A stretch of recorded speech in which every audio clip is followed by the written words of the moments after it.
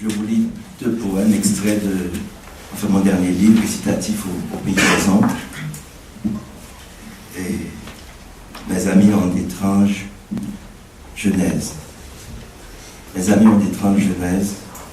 Ils ont la naissance sauvage des cactus. Ils poussent dans la savane aux écorchés. Le regard solaire des îles les a moulés. Ils apprennent trop tard à répéter le mot demain. Mes amis ne connaissent ni carrière ni avenir. Ces mots manquent à leur dialecte. Ces mots ne rythment pas leur musique. Ces mots ne fleurissent pas la rose de l'enfance. Ces mots n'animent pas le souffle. Ces mots ne sont pas le bruit de la forêt.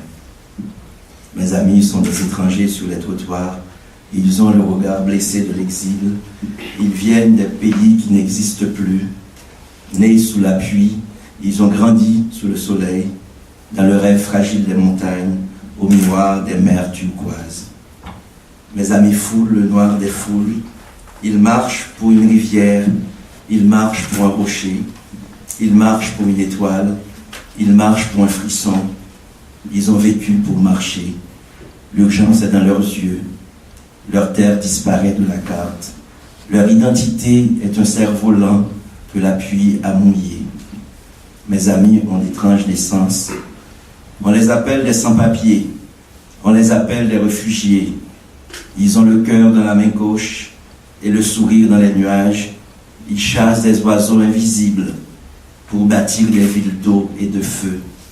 Villes souveraines entre toutes, villes tombées, villes levées, ville hors les chancelleries, ville amère, terre amère. Mes amis ont d'étranges genèses, ils cachent les testaments sous leur manteau.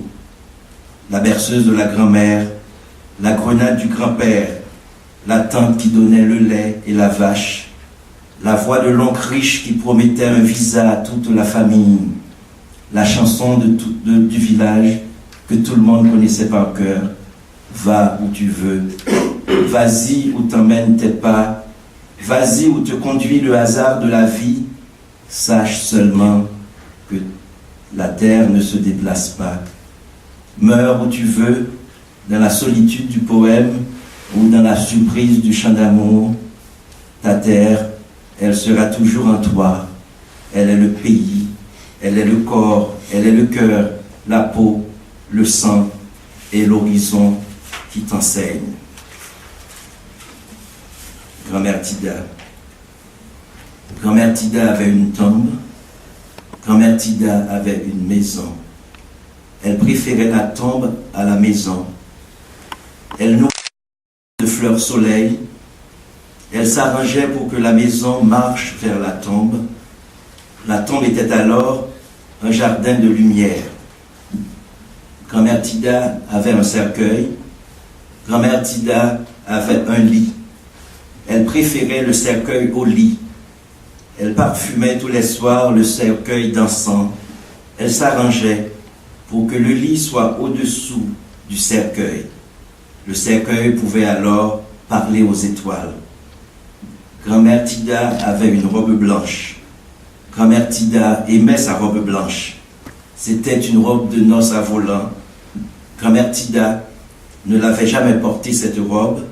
Grand-mère Tida attendait seule la mort. Elle chantait en lorgnant des yeux sa robe. Quand la paix régnera au ciel, nous y serons. Merci.